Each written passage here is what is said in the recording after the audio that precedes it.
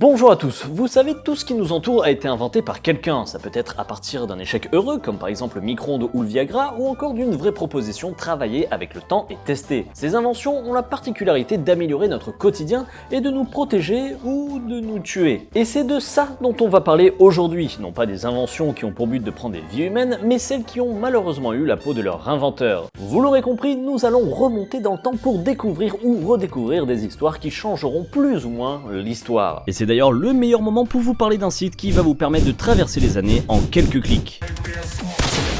Ils sont les partenaires de cette vidéo, je parle bien de MyHeritage. MyHeritage est le site généalogique numéro 1 en Europe. Vous allez pouvoir retracer votre famille sur plusieurs générations en commençant par vos parents, grands-parents, arrière-grands-parents, etc., etc. Ensuite, le site va faire ses propres recherches et vous aider à construire votre arbre généalogique et vous permettre d'en découvrir un petit peu plus sur vos origines. Avec 90 millions d'utilisateurs et 19 milliards de documents historiques comme des actes de naissance, de mariage et de décès, il vous sera possible de faire des recherches et des découvertes à l'international. MyHeritage est vraiment intuitif, une fois dessus, on ne voit vraiment pas le temps passer. Très rapidement, il va vous proposer des instants discovery, à vous de valider si c'est la bonne personne, et tout d'un coup, vous aurez des dizaines de personnes à votre arbre. Julien était impatient d'en connaître plus sur sa famille, et il ne fut pas déçu. Nous avons réussi à remonter jusqu'aux années 1500 en quelques heures, ce qui est assez surprenant. Il est d'ailleurs possible de connaître le métier de certains de vos ancêtres et bizarrement, je n'ai trouvé aucun vidéaste. Par contre, il y avait des agriculteurs, des boulangers et même un officier d'infanterie durant la Révolution française. Grâce au lien dans la description, vous allez pouvoir profiter gratuitement de la formule complète de MyHeritage pendant 14 jours. Cela vous permettra de découvrir toutes les fonctionnalités du site. En plus de la création de votre arbre généalogique, vous allez pouvoir sublimer des photos d'un autre temps en les rendant plus nettes ou même en y ajoutant un peu de couleur. Ou bien encore retrouver des scans de documents historiques, que ce soit issus d'un travail de recensement ou bien même d'une liste de prisonniers de guerre. Oui, vous pouvez potentiellement trouver ce genre d'informations. Merci à MyHeritage de sponsoriser cette vidéo. Maintenant, retour sur certaines histoires qui ont plus ou moins fait avancer le monde. Commençons avec l'une des histoires les plus connues, celle de François Reichelt, ou l'homme qui a sauté de la Tour Eiffel. Franz Karl est un tailleur et inventeur français, et retenez bien son métier, tailleur, car c'est ce qui va en grande partie lui servir lorsqu'il commence à travailler dès 1910 sur un prototype de parachute. Il faut savoir que ce sont les débuts de l'aviation, à ce moment-là, tout était nouveau et toute invention était bonne à prendre, car voler à des centaines de mètres de hauteur dans ce genre d'appareil, il fallait vraiment avoir confiance ou un sacré parachute. Et c'est sur ça que François va travailler, et ce, en utilisant ses compétences de tailleur et en observant les chauves-souris. Oui, un petit peu comme Batman, et c'est ainsi qu'il mit au point un costume parachute en toile caoutchoutée. Il commença ses essais avec des mannequins pour plus de sécurité dans la cour de son immeuble à Paris. Cependant, les essais ne furent pas bien concluants, suite notamment au peu de hauteur qu'il y avait pour effectuer ces tests, ainsi que le poids assez conséquent de sa tenue dû en grande partie par la structure et bien entendu la toile caoutchoutée. Mais Franz, il se laisse pas démonter. Oh non, il n'a qu'une seule et unique conviction, son invention doit fonctionner. C'est donc tout naturellement qu'il va le tester lui-même à Joinville. Là, il s'élance d'une dizaine de mètres de hauteur dans sa tenue et fait le plongeon de sa vie. Et...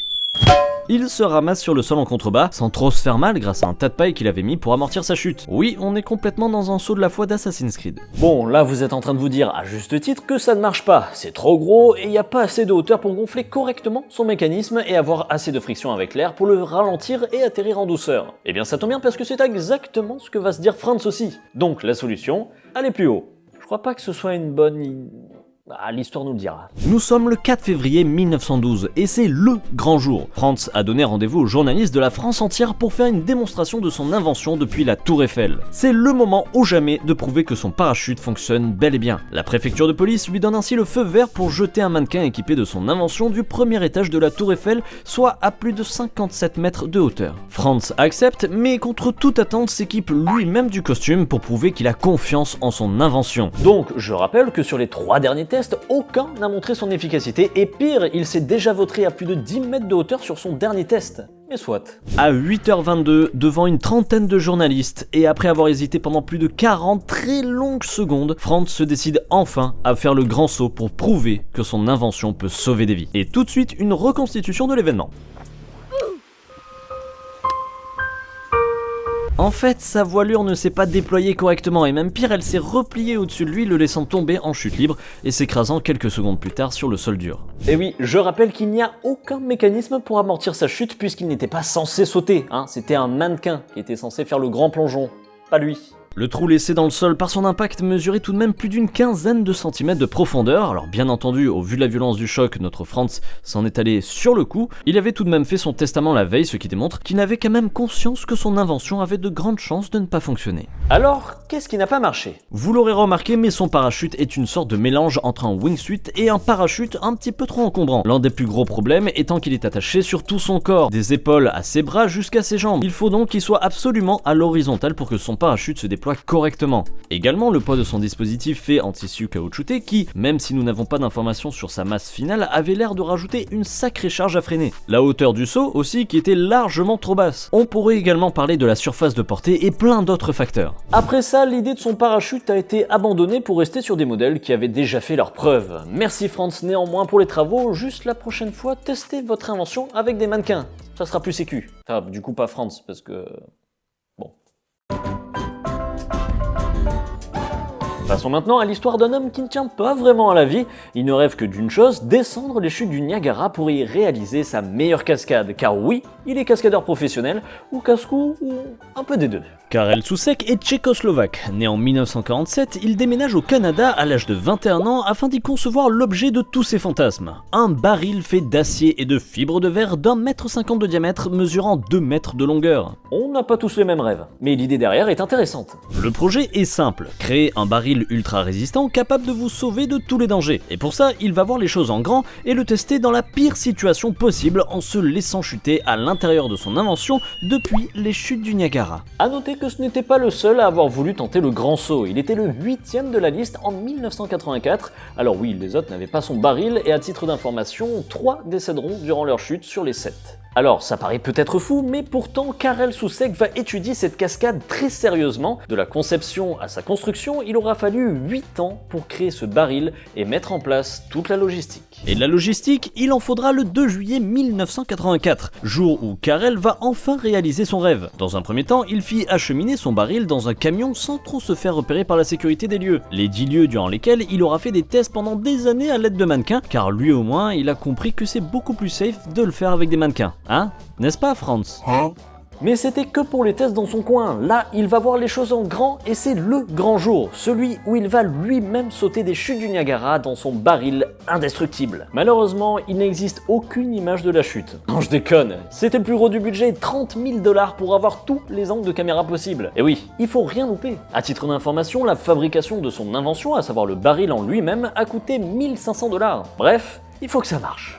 Pour le coup, grâce aux images, nous avons l'intégralité de la cascade, l'arrivée avec un gros camion devant la sécurité en toute détente, l'installation de la rampe plus ou moins artisanale, non, en vrai c'est du carton, le passage à l'eau qui se passe plutôt bien, il faut l'avouer, à noter le petit good luck, je pense qu'à ce moment-là il se dit que son pote a peut-être fait une connerie. Le baril disparaîtra ensuite dans les eaux déchaînées après une sacrée chute de plus de 3 secondes. Bon, je pense que vous avez deviné la suite. Après 45 minutes de recherche, son staff va enfin retrouver le baril et l'ouvrir. À la stupéfaction générale, Karel Soucek va en sortir sur ses 2 jambes. Il a réussi, il a survécu à cette chute mortelle. Mais du coup, pourquoi je vous raconte cette histoire? Eh bien parce que notre cher casse-cou se dit qu'il va pas s'arrêter là. Après un passage à l'hôpital, son baril a été confisqué et il a été condamné à une amende de 500 $. Mais les caméras du monde se sont tournées vers lui, c'est tout ce qu'il cherchait. Alors pourquoi s'arrêter en si bon chemin quand on est sous les feux des projecteurs? Rendez-vous 6 mois plus tard dans un stade couvert à Houston pour refaire cette cascade devant les caméras, mais surtout devant plus de 35 000 témoins. Au rendez-vous, un baril tout beau tout neuf, une chute contrôlée d'une 50aine de mètres de hauteur et un immense réservoir d'eau pour la réception. Voici la nouvelle recette pour créer une cascade digne de sa légende et marquer une bonne fois pour toutes l'esprit du monde. Sur le papier, c'est carré, la chute sera contrôlée, le bassin de réception est assez profond et il pourra déclencher le show dès qu'il le voudra. Mais tout va pas se passer comme prévu. Alors que notre bon vieil ami est dans son baril, celui-ci va être relâché plus tôt que prévu et va percuter de plein fouet le bord du réservoir. En plus de cela, des matelas en mousse se sont retrouvés à la surface de l'eau alors qu'ils étaient initialement prévus au fond afin d'amortir la chute. Autant vous dire que cela a aggravé la situation, car comme nous l'ont démontré les Mythbusters, placer un matelas à la surface de l'eau n'a pour effet que d'augmenter la résistance à la surface et donc le nombre de jets au moment de l'impact. Karel Soucek va être transporté à l'hôpital le plus proche et succombera à ses multiples blessures avant d'y arriver. C'était donc la dernière cascade de cet inventeur qui n'a pas survécu à son invention. Invention qui n'est d'ailleurs allée pas plus loin que ça, cependant on peut y voir un certain intérêt, car celle-ci a largement inspiré une autre création que nous avons découvert dans un épisode du Bureau des fausses bonnes idées, la capsule anti-tsunami. Cette invention vous permet de survivre à un tsunami en étant en toute sécurité dans un énorme baril qui flotte. Effectivement, c'est bien le baril de Carrel en version XXL. Bon, ça en fait pas non plus une bonne invention, car pour beaucoup de raisons, c'est une fausse bonne idée, mais je vous laisserai aller voir l'épisode pour ça. J'ai une question pour vous. Avez-vous déjà rêvé d'aller dans l'espace? Si oui, cela vous donne un point commun avec notre inventeur du jour. Michael Hughes est un chauffeur de limousine un petit peu particulier. Il détient le record du monde du plus long saut en limousine avec 31 mètres parcourus. Ce cascadeur américain, décidément encore un cascadeur, adore l'astronomie et il est convaincu d'une chose, la Terre est plate. Ah, il devrait peut-être pas regarder ma vidéo sur le sujet, hein. Mike est persuadé que le monde scientifique nous ment, et pour prouver qu'il a raison, il va décider de voir de ses propres yeux quelle est la forme du monde dans lequel nous vivons. Comment faire, me diriez-vous? Simplement en créant sa propre fusée dans son garage. Oui, le type est vraiment déter. Et le pire, c'est qui va le faire? Son but est simple, approcher de la ligne Karma qui se trouve entre l'atmosphère terrestre et l'espace à plus de 100 km au-dessus de nos têtes. De là-haut, il pourra avoir éprouvé que la Terre est bel et bien plate et dévoiler la supercherie au monde entier. Le projet semble impossible, mais Mike est déterminé comme jamais. Il va commencer la création de sa première fusée pour un décollage prévu en 2014. Le système est plutôt rustique, car c'est une propulsion à vapeur qui sera installée sur la fusée. Il ne sera bien évidemment pas seul dans la création, il va s'entourer de plusieurs personnes, surtout pour résoudre le problème de la propulsion, avec des premiers tests en 2012. Cela paraît un petit peu compliqué d'atteindre les 100 km d'altitude. Mais soit, c'est un premier test qu'il veut réaliser afin de prouver qu'il en est capable. Et Mike, quand il a une idée dans la tête, il la garde, comme le fait par exemple que la Terre est plate. Le 30 janvier 2014, Mike et ses proches se rendent au cœur de l'Arizona pour tester cette fusée artisanale. La rampe a un angle de 52 degrés dans le plus grand désarroi de ses partenaires qui le préviennent qu'il va juste faire une parabole et redescendre très violemment avec la même vélocité qu'au décollage. Vous l'aurez compris, la science et Mike, ça fait deux. Il ne croit qu'en lui et en ses calculs. Les spécialistes à ses côtés estiment que le risque d'échec est de 50%, ce qui suffit largement à Mike pour monter à bord. Bon, les gars, une chance sur deux de crever, tout va bien. La fusée décolle et s'arrête à 419 mètres d'altitude. Par chance, les parachutes se déclenchent et permettent à la fusée de regagner le sol sans trop faire de dégâts pour son astronaute amateur. Il aura tout de même mis plusieurs jours à s'en remettre, un comble pour une personne qui ne croit pas au concept de la gravité. Vous imaginez bien qu'il ne va pas s'arrêter là. Oh non, Mike cherche maintenant 2 millions de dollars pour financer un projet de fusée à oxygène, permettant une propulsion bien plus grande, mais aussi plus risquée, mais qui aura la faculté de l'emmener plus haut que 400 mètres. Il ne va malheureusement pas réussir à obtenir ce financement, un petit peu comme moi avec le CNC. Mais ce n'est pas ce qui va le décourager, oh non, bien au contraire, il va ouvrir un crowdfunding et récolter 7 875 $. Oui, on est bien loin des 2 millions de dollars souhaités, alors qu'il aurait pu ouvrir un crowdfunding pour financer un parapluie à air ou un secret bracelet par exemple. C'est le 25 novembre 2017 que le lancement est prévu. Cependant, des problèmes d'autorisation et un faux départ à cause d'un robinet à billes bloqué va reporter ce second essai en 2018. Cette fois-ci, il décolle et va atteindre 570 mètres d'altitude avant de retoucher le sol quelques secondes plus tard. Rien de plus que le premier essai, mais Mike, il veut prouver absolument que la Terre est plate. Alors, j'ai beau être admiratif de son envie de prouver absolument ses croyances, vous m'enlèverez pas de l'idée que ça fait un petit peu cher, alors qu'il y avait d'autres moyens de prouver, depuis la terre ferme par exemple, que la Terre est bien ronde, plate. Mais bon, ce n'est pas le cas de notre cher Mike qui va partir pour un troisième et dernier essai. Nous sommes le 22 février 2020, c'est en Californie que la troupe se retrouve bien déterminée à briller devant les caméras de Science Channel, venue tourner un épisode de Homemade Astronaut. Malheureusement, tout ne va pas se passer comme prévu. Au moment du décollage, les deux parachutes vont se décrocher de la fusée, laissant Mike Hughes naviguer seul avec son appareil. Une fois atteint un peu plus de 400 mètres de hauteur, la roquette va plonger vers le sol à vive allure et finir sa parabole en s'écrasant très violemment sur le sol, ne laissant aucune chance pour Mike de s'en sortir. C'est la fin de l'aventure pour cet homme qui était prêt à tout pour ses convictions. Cette histoire nous prouve qu'il est difficile de s'improviser ingénieur aéronautique et de vouloir créer une fusée artisanale, et de penser à y survivre, surtout. Ce qui est malheureux dans l'histoire, c'est qu'il n'aura atteint au maximum que 570 mètres d'altitude, alors qu'un vol commercial dépasse les 10 000 mètres. Oui, il aurait pu juste prendre un billet d'avion, et ça l'aurait emmené bien plus haut que ces 3 vols cumulés.